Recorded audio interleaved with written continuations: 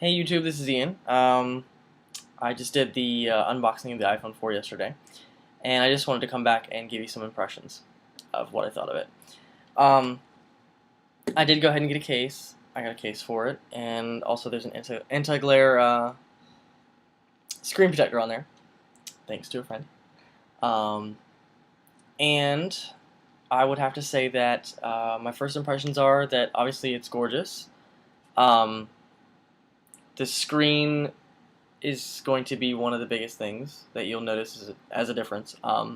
It's a lot sharper, clearer, colors are a lot better, um, black is a lot deeper, and this one is LED based rather than just LCD. So this is a lot better than the previous iteration. And I do have my sister's old one. I would turn it on to show you kind of a difference, but unfortunately, because it's cracked down the middle, I don't know if you can see that, probably not, but it does have a good crack in it, so it probably won't work very well. My second impression of this is the camera. I do think that the camera on this phone is a lot better. As you can see, it does have a LED flash, and this one is 5 megapixels, rather than the 3.2 on the iPhone 3GS. And the iPhone 3G obviously had a 2 megapixel camera. They did just give everybody the 5 times digital zoom with the iOS 4 update, which is very nice. Aside from that, you will definitely notice a difference with the 5 megapixel camera, and the flash is a very nice addition. There is also a front-facing VGA camera on this also. As you can see, it's right next to the speaker. And like I said, it is VGA, but it does do pretty good for the shots it can take. You will notice a little bit of difference because it is grainy, but hey, it is still a nice thing to have because obviously you have to have it for the FaceTime, but it is nice to have when you're out, if you just want to take a picture of yourself or something like that, and you don't want to have to use the other camera to try and aim it and get it everywhere. Another impression I would say, I do know that this one is a little faster. This one has the Apple A4 chip, and it does, according to iFixit, it has 512 megabytes of RAM, and I'm assuming that's on the chip itself, but it's 1 gigahertz Apple A4 with the 512 RAM, so it's 256 more than the 3GS, and 256 more than the iPad. Yes, I have too many Apple products. As you can see, I have an iPad, I have my sister's old phone because I gave her mine, and then I also have the 4. So, as you can tell, I love me some Apple stuff. Anyway, so you will notice a little bit of a speed difference. I don't really notice it because I haven't had it for that long. So, I guess once I get everything on there and I get everything straightened out, then I'll know.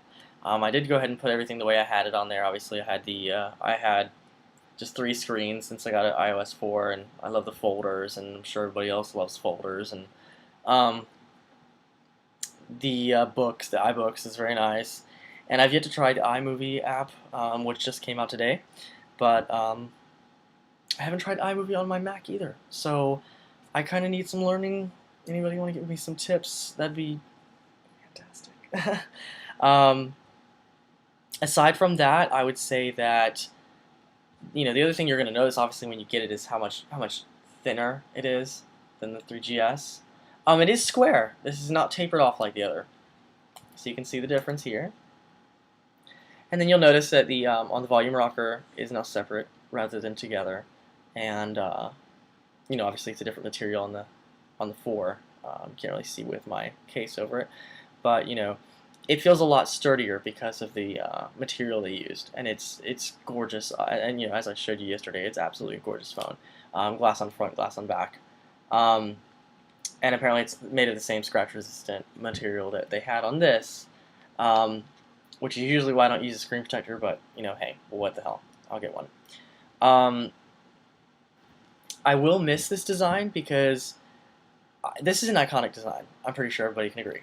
You got the tapered off thing. I'm used to holding it. I'm used to typing on it. It's like, you're going to miss it. This is a little different, and it is much smaller. You will notice that when you do get it. It's a lot smaller to type on. I type in landscape. I know most of you like portrait. I don't understand why, but after we got the 3.0 update, I was all about landscape. I didn't want to deal with this portrait crap. Sorry, that's just me.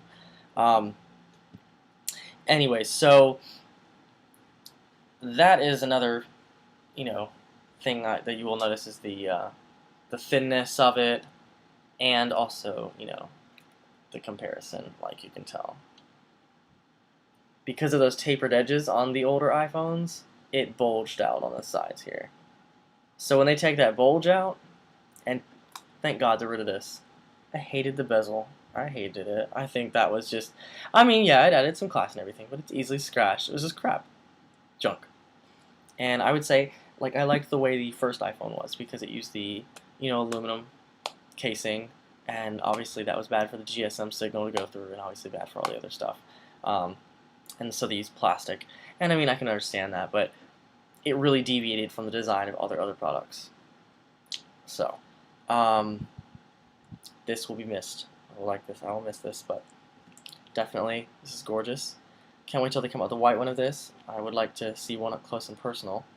But so far, so good. It's definitely worth it. So if you've been holding out on getting an iPhone, I definitely say go for it. Only downfalls are, of course, AT&T.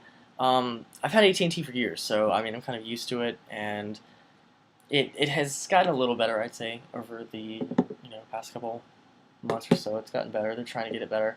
Only thing I don't like is the new data plans. I'm sure everybody knows is $15 for 200 megabytes, and then $25 for 2 gigs rather than unlimited. I got my unlimited grandfathered in because I don't want to chance it. It's $10 every extra gigabyte or something like that. The other thing is their ETFs are much higher than they were before. Now they're $325. I've always thought early termination fees were a retarded thing because it is just stupid. Anyways, enough on that. So if you can deal with AT&T, which obviously they're not terrible, they're not the worst. I mean, I'm sure that you guys have seen other companies that are a lot worse than AT&T, and AT&T is the only one that has the iPhone, so they will get bogged down. So if you're afraid of that, then stay away. But if you want to chance it, it's been worth it for me. The iPhone is definitely worth, it's worth the $200, or $300, and it's worth every penny. I love it.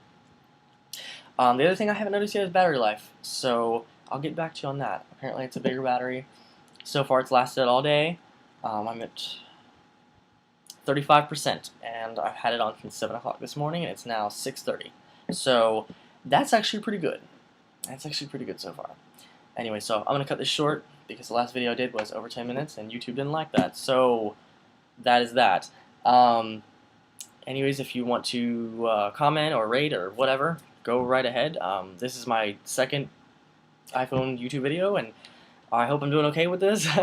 I haven't done this before, so I may attempt to try and use iMovie. If someone give me some tips on that. Anyways, this is Ian, and peace out.